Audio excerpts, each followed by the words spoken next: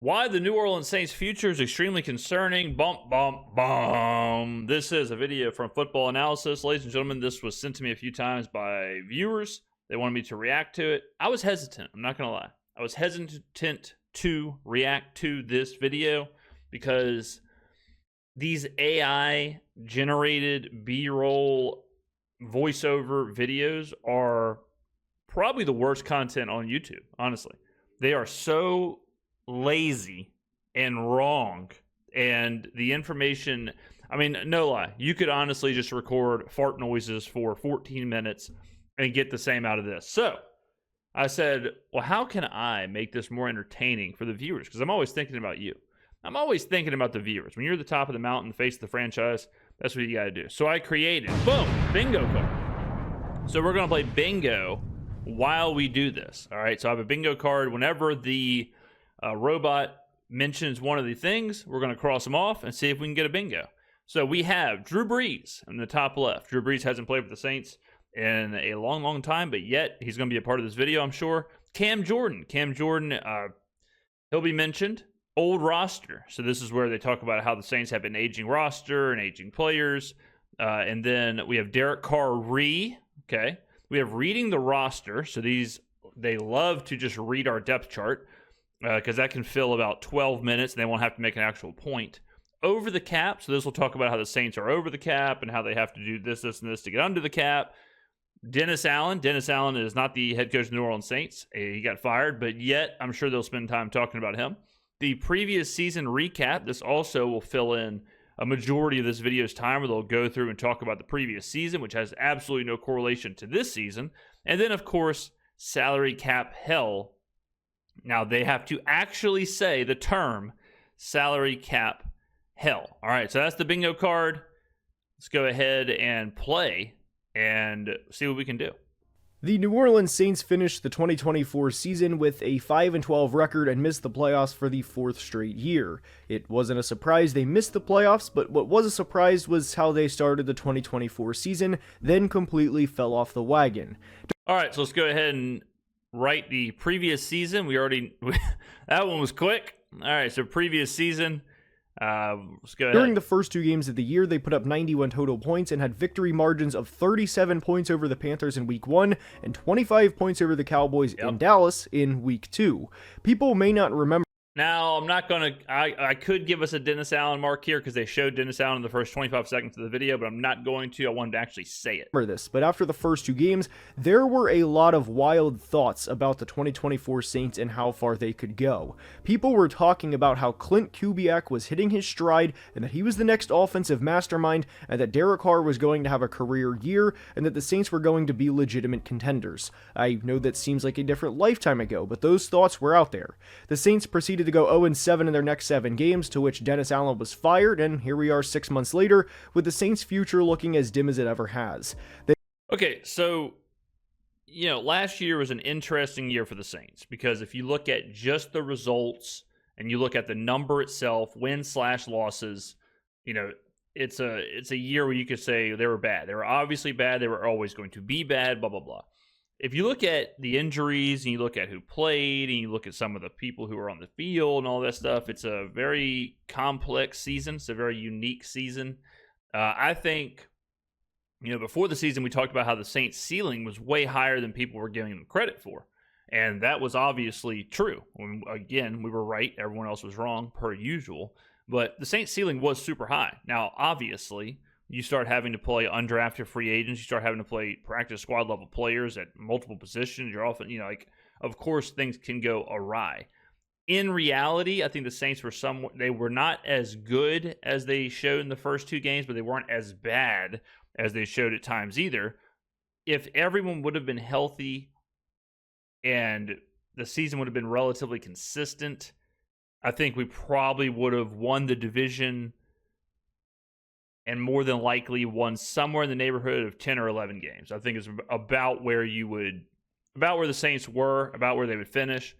Now, good news is, because of the failure and because of the whoopsie-poopsie, it allows us to fire Dennis Allen, get Kellen Moore, and kind of crank up the renovations. They hired Super Bowl champion offensive coordinator Kellen Moore to be the team's next head coach, and while that could work out in the long run, right now specifically, the Saints are in a bad situation. Okay. And in today's video, we're going to break down how we got here, what the next steps are, and what they can realistically do to become a contender year in and year out. Okay. And there is a lot to break down in today's video, and without further ado, let's begin. We are starting today's video by discussing how we got here with the New Orleans Saints, and to make a long story short, they never committed to a full rebuild after Drew Brees retired after the 2020 season, and have been trying to get back to the playoffs to make a run since. They started out with a 5-2 record in 2021 with Jameis Winston as... Wow, I wasn't expecting a 2021 recap. We will go ahead and mark off the Drew Brees. We probably should mark off the Dennis Allen since they talked about him being fired and they showed him, so we'll go ahead and do that as well. This, the idea that the Saints should have been in a rebuild immediately after Brees is crazy. Like, we've covered that before, but I'll do it really quickly. Immediately after Brees retired, Sean Payton was still in the building. So the thought is like, okay, well, I mean, yeah, he's the architect of this whole thing. Like, we're a Drew Brees away. Like, maybe we can figure it out. If you look at the roster, like, you still have, young players all over the shop. You have Michael Thomas, who at the time is coming off of an Offensive Player of the Year. Like, you're feeling like it's almost like it would be like looking at the Minnesota Vikings and being like let's say Sam Darnold retired, okay, or whatever. It's like, well, all right, time to reset, time to rebuild. I was like, well, wait a minute, we still have Kevin O'Connell's here, Justin Jefferson's here, like, we got young pieces, like, we I don't know about a rebuild. And so the idea that the Saints should have rebuilt in that moment is the ultimate hindsight's 2020. I mean, you could argue like a couple years later, like after Peyton leaves, a couple years after Brees, like, okay, maybe at that point. But again, you go after Peyton and Brees, you go 7-10. All right, next year you go 9-8.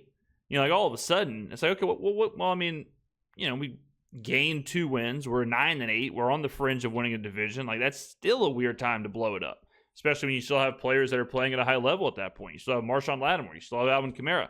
You still have Demario Davis, who's an all-pro linebacker. You still have, these players are still around. Michael Thomas was hurt, but still around. Chris Olave was coming on. He's a rookie in 2022. So it's hard to pinpoint an exact time when they should have and could have blown it up as the starting quarterback before Jameis tore his ACL in a game against the Bucs. Unfortunately, injuries happened, and that more or less derailed the 2021 Saints season, and after starting out 5-2, they proceeded to lose 5 games in a row to fall to 5-7, before eventually finishing 9-8. That was the final year under former head coach Sean Payton, right, and Dennis Allen took over in 2022. Yeah, so you go, like, immediately after Brees, you go 9-8. And you go 9-8 with Jameis getting hurt, but Jameis having 14 touchdowns and 3 interceptions. So you're sitting there like, well, I mean, he was pretty damn good until he got hurt. We went 9-8, lost our starting quarterback. Okay, then Peyton leaves. Allen comes in, 7-10. Let's try and rewrite the ship. They try and rewrite the ship, and like I said, immediately bounce back up to 9-8. The Saints started out the 2022 season with a 1-2 record with Jameis starting, and they turned the ball over 9 times in 3 games, and Andy Dalton took over from there. Yeah. Andy Dalton didn't play particularly bad in the 2022 season, but a 35-year-old Andy Dalton starting for your team with a rookie Chris Olave, Juwan Johnson, Alvin Kamara, Rashid Shaheed, and Traquan Smith was what you needed to know about the 2022 Saints offense and the receiving core. Sure, they had some moments, but they started out 4-9 before winning 3 of their final 4 games to make their 7-10 record look a lot better than how their season actually played out. After the 2022 season, it made a lot of sense to, well, everyone, I guess, except for general manager Mickey Loomis, to start rebuilding and to trade away players like Marshawn Lattimore and Alvin Kamara, and to get what you can for them before it's too late, before they lose their trade value. But Mickey Loomis had a 20 at the blackjack table in terms of limited cap space, an aging roster, and a not great head coach, and said, hit me, and gave Derek Carr a $150 million contract, and not surprisingly, the Saints have not made the playoffs since Derek Carr became a New Orleans. All right, so in this situation, you're looking at this team, you're looking around, you see the players. Again, you still see Michael Thomas, you see Chris Olave, you see Alvin Kamara, you see Demario Davis, you see Marshawn Lattimore, you see all these players, and the thought is, well, we just went, 9-8, 7-10, whatever. We're bouncing back and forth, but we've had horrific play at the quarterback position, whether it's because of injuries, whether it's just having to go to Andy Dalton. So then the idea is, okay, well, what happens if we do get a quarterback? Like, what happens if we get a stable quarterback? Could we jump up to 10 wins? Could we jump up to 9 wins? Whatever. They get Derek Carr on a relatively cheap deal, all things considered. And that's exactly what happened. It boosted the team up to 9 wins, where Carr gets hurt in a couple of games. We lose the division on a tiebreaker. So again, like, if you're going to use the having 20 hitting, he didn't bust. Pause. It's more like, it would be more like having 16 hit, or let's say 17 hitting, getting, which is not right per se, certainly not by the book, getting 20 and looking like, damn, I'm about to make out like a bandit, and then the dealer flipping over 21 or hitting to 21. New Orleans Saint, and Dennis Allen has since been fired. And if you know anything about how Mickey Loomis operates around the salary cap with the Saints, well, there's usually no vision for tomorrow, and it's all about today. And I respect that to a degree, because you have to win games, and no team actively wants to go through a rebuild. But when you look at this roster and you look at what guys are getting paid, especially, I mean, that 40 touchdowns and 13 interceptions, 90, it's behind me, but it's Derek Carr since becoming a Saint. 68.2% completion percentage, 6,000 passing yards, 40 passing touchdowns, 13 interceptions, 98.8 passer rating. For their age and their contribution at this point, it's not wrong to say this is incredibly poor general managing of the roster. Derek Carr is what he is as a player, and he should have never received a $150 million contract, and to think he was the missing piece between the Saints going to the Super Bowl and where they were at the time of the signing, to me was always ridiculous. You can that's another huge jump, is this idea that Carr was like, okay, if we get Derek Carr, we can win the Super Bowl. That's not, I don't think, what was trying to happen here. Like, they were 7-10.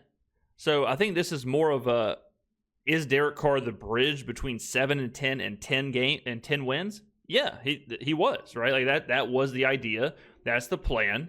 Okay, yes, Derek Carr going from Andy Dalton to Derek Carr is absolutely an answer to I'm 7-10. I want to be 10-7, and it, like I said, you're a game away from it working out. You can at least try and say that it was an upgrade at the quarterback position if you really want to, though I know Saints fans are sick of Derek Carr. But one move that was really bad that is still affecting the Saints to this day was giving a 34-year-old Cam Jordan a 2-year extension that was fully guaranteed, worth $28 million.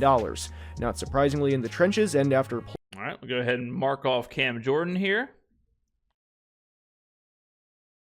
Do we mark off the Derek Carr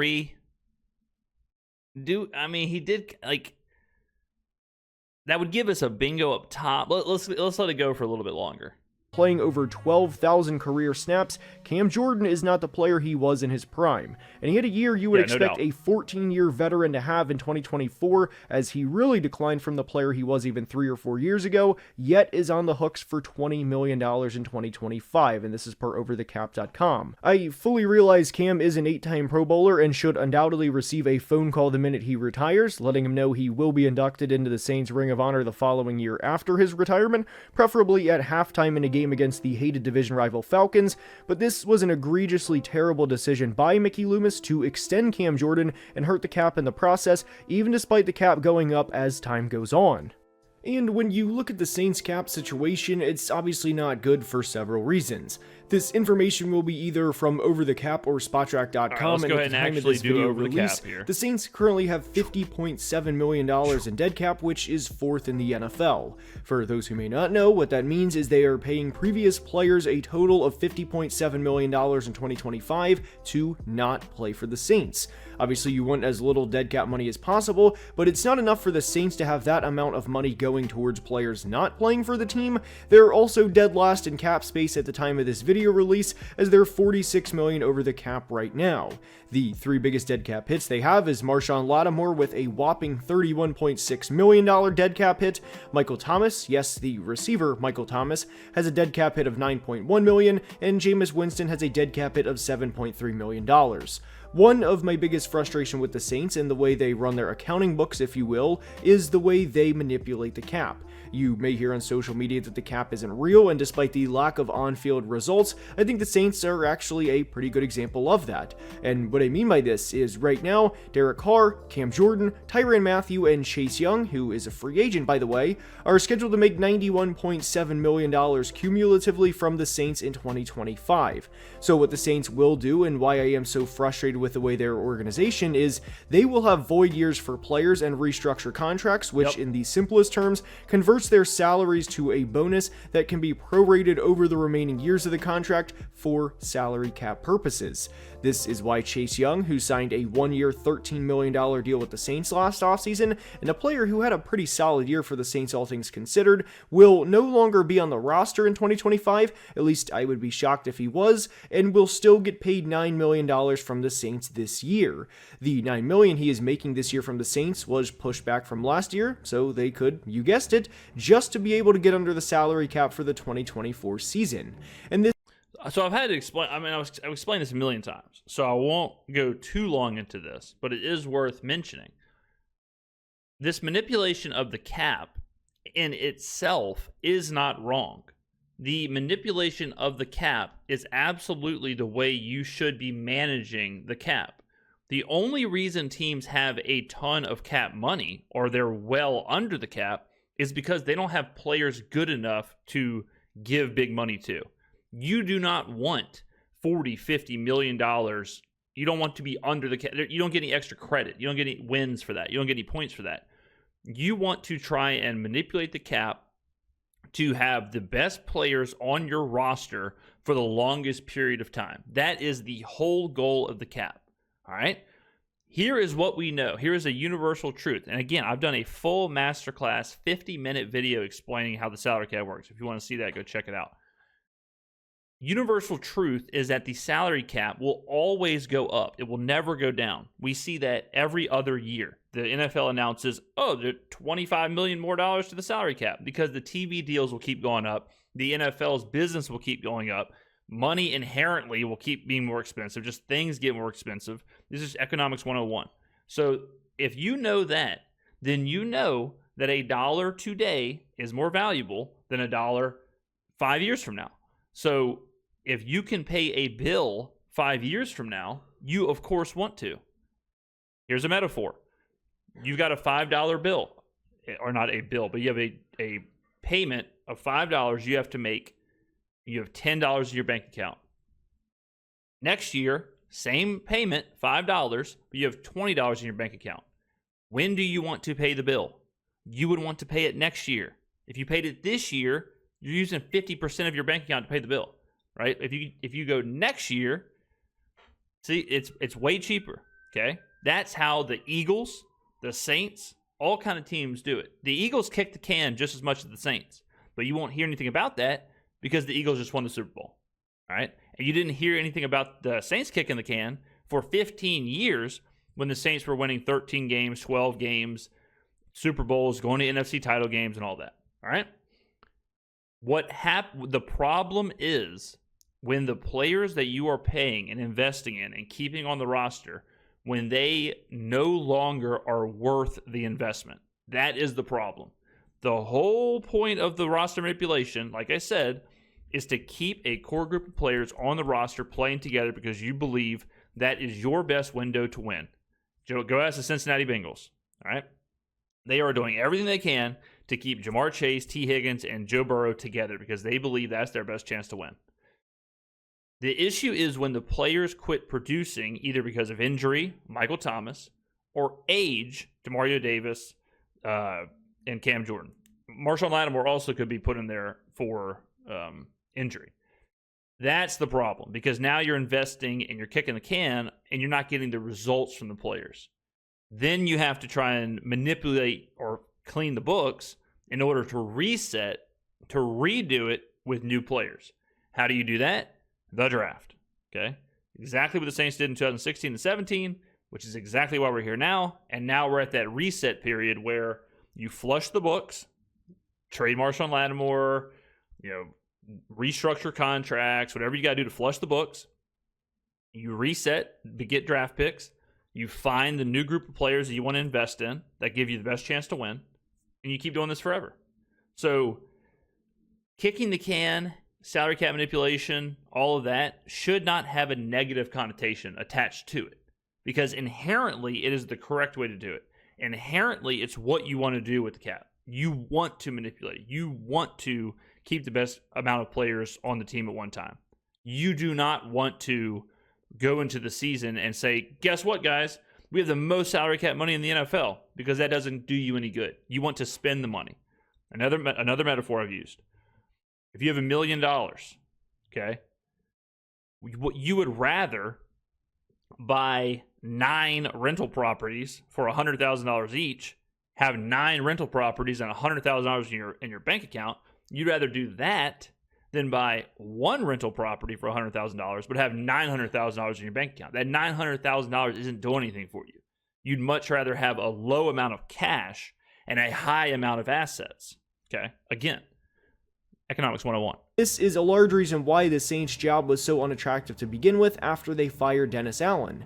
The reality is you almost have to give up a year, meaning 2025, just to have a chance to get the books right for 2026. Correct. And then you throw in the fact the new head coach has to work with Derek Carr for at least a year, rather than potentially drafting their future franchise quarterback, and in 2026 at least. Well, you could do both. You could have Derek Carr on the roster and draft your future franchise quarterback. You could certainly do that. That is an option. At least at the moment, because we know the Saints will certainly manipulate the cap again. You will have Derek Carr and what will be a 31-year-old Alvin Kamara on the books for a combined $80 million. All of this to say is why I've been frustrated with the Saints for multiple years. This isn't a situation that got like this overnight, and it's okay when you're winning games back in 2017, 2018, and 2019 when you have a Hall of Fame quarterback and a really good head coach, and I'm not taking a shot at Sean Payton not getting in the Hall of Fame by saying a really good coach, it's just that head coaches getting into the Hall of Fame is really weird, but the point is, Dennis Allen and Derek Carr, and even Kellen Moore and Derek Carr, do not put band-aids over the problems the way Sean Payton and Drew Brees once did. Throw in the fact you're also paying Taysom Hill nearly $18 million in 2025, and it's an extremely tough pill to swallow that this franchise has $89 million this year currently allocated for Derek Carr, Cameron Jordan, and Taysom Hill. And this all plays to why they are in a bad situation. Now, usually when we do videos discussing teams' outlooks and what they can do moving forward, realistically that is, we usually talk about the teams in their division quite a bit, and that's because that makes up over a third of their schedule, and a team like the Browns, who are about to go through a rebuild, are in a completely different situation than what the Saints are in because they have both Lamar Jackson and Joe Burrow in their division. That obviously isn't ideal to play for a quarter of your schedule, but the Saints are in a bit of a different situation themselves in the NFC South, and here's why.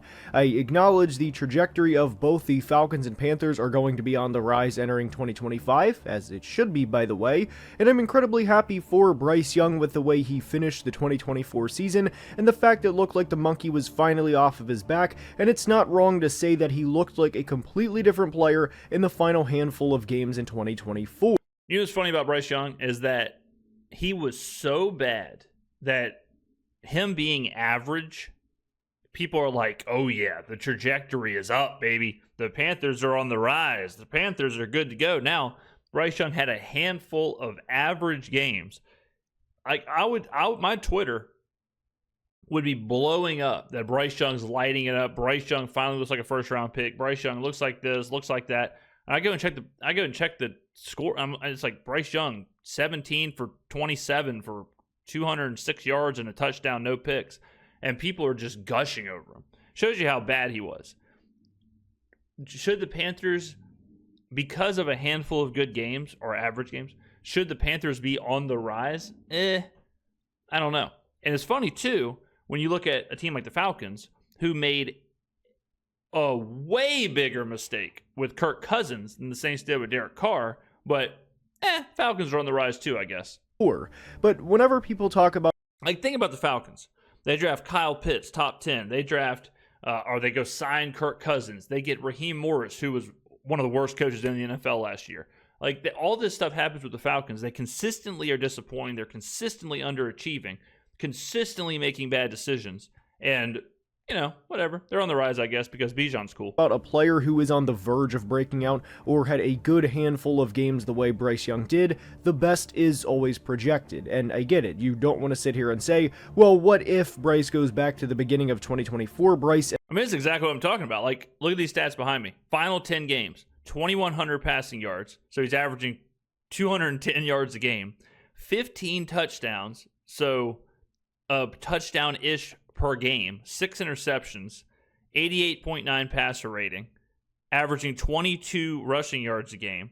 Like, this is exactly what I'm saying. These numbers are not good.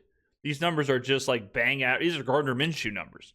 But because Bryce Young was so horrific, everyone's like, oh my God, they're on the up and up. And looks like a draft bust. I don't think that will happen, but even if he is the player we saw most recently, I don't think the Panthers are head and shoulders above the Saints at the moment. If he is the same player as those 10 stats, he is a bust. He was the first overall pick. Like, you don't have 210 passing yards a game and a touchdown a game, and you're a savior. He has elevated himself to below average. And give him a 10-year deal. I obviously like the Panthers' future a lot more than I like the Saints' future, and that's due in large part to both coaching and the offensive outlook, but my point is, I wouldn't be surprised if the Saints split games with the Panthers next year, and I think the same can be said for the Falcons. What the hell are we talking about? We're talking about the divisional schedule next year? Let me make this clear. Next year, I could care less about. The Saints are in a renovation period. Kellen Moore is 36 years old. We have a new head coach, a new offensive staff, a new defensive staff. We have the 9th overall pick. We have more draft picks in this upcoming draft than we have in the last, 10 years. We are completely resetting the books. We are completely resetting the roster. I don't give a damn about the divisional schedule next year. We are playing for the next decade. We are setting things up for the next 10 years, the next 5 years, whatever. Go look at the Philadelphia Eagles. The year they win 4 games. Look what happened before that. Look what happened after that. Sometimes it takes a year.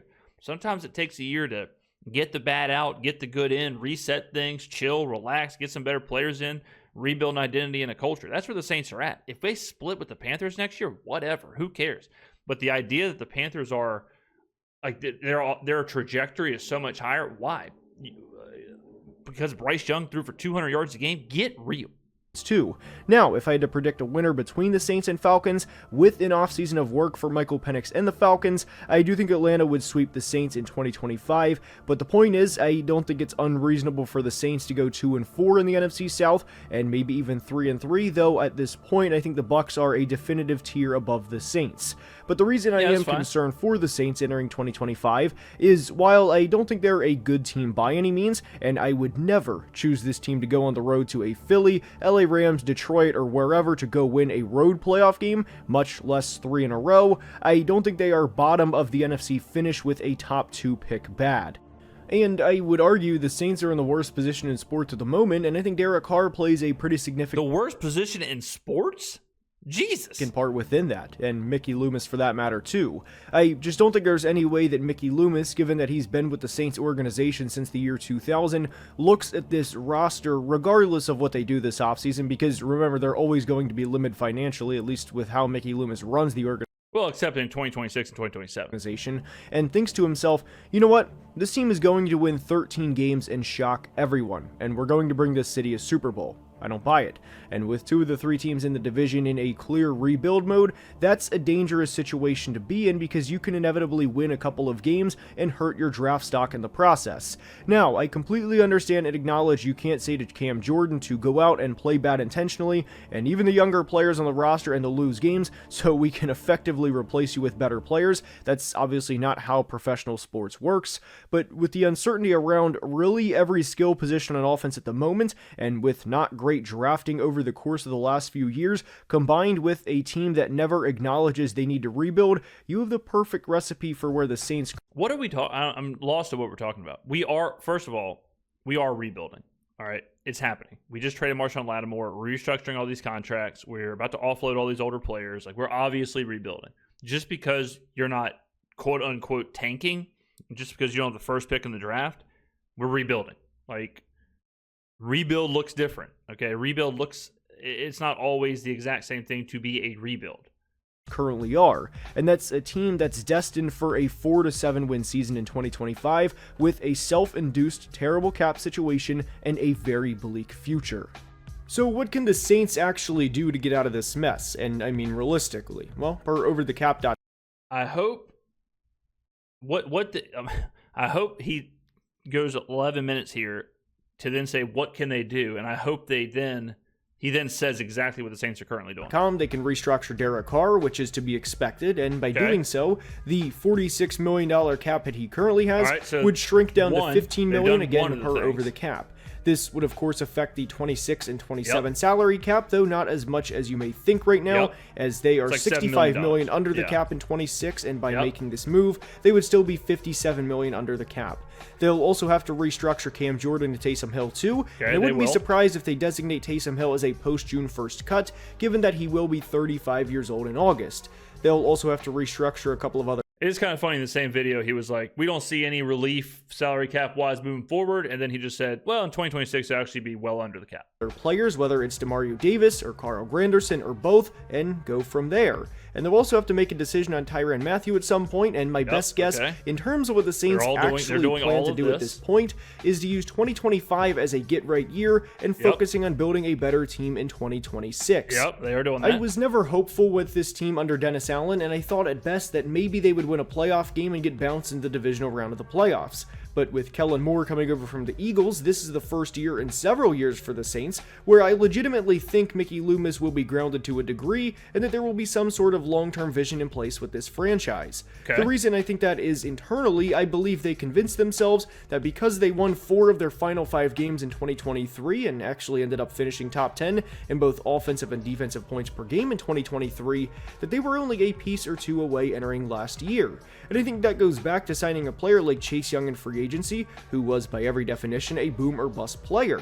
But they started out 2-7 in 2024 and were humbled in a lot of ways. And remember, this isn't a division with Lamar Jackson and Joe Burrow staring at you for 4 games a year, or with Patrick Mahomes, Justin Herbert, and Bo Nix playing against you for a third of your schedule. I like Baker Mayfield, Bryce Young, and Michael Penix a lot, but right now with the Saints having 4 picks in the top 100, 3 of their own and 1 from the Marshawn Lattimore trade with the Commanders, I really believe their best bet is to try and draft someone like Armand Membou in the first round of pick 9, draft someone like a Tyleik Williams from Ohio State who would help the run defense in a big way in the second round if he's there, and go with the best player available with their third round picks at any of the edge, tight end, or receiver positions and go from there. Rebuilding the Saints the right way is going to take time, and it's almost inevitable that 2025 is going to be a reset year for them. There's a lot of bad money on the roster right now, and unfortunately for the Saints, it's going to take some time to get rid of the bad money and to ultimately build for a better tomorrow. I hope you enjoyed, and if you did, please like and subscribe. All right, so there you go. Your classic, the Saints are in trouble, but they're actually not in trouble video. The 13 minutes of Saints are cooked, worst situation in football, horrible situation, and then a minute at the end that says, well, actually, if they just restructure these guys, draft well, they'll be good to go moving forward. Like, okay, cool, thanks. So, learn nothing. We could have technically got bingo, ladies and gentlemen, if we would have. Should we have? I mean, you could argue. He never said salary cap hell. You could argue there was a Derek Carr in there. He didn't really read the roster. I mean, a lot of other people will just straight up go up and down the depth chart. Like, they're running back, they're wide receivers. He didn't really read the roster. Old roster could arguably have been, I don't think he ever said, like, this is an old roster. So I think we could say Derek Carr, the top part here is a bingo. What do you think? You think I should have, let me know if you think there was a bingo somewhere else. But definitely Drew Brees, definitely Dennis Allen, definitely I think Derek Carr, bingo. So there you go, ladies and gentlemen. Thank you very much for watching. I hope you enjoyed it. Let me know in the comments below what you think. Thank you for watching. Peace, peace, peace.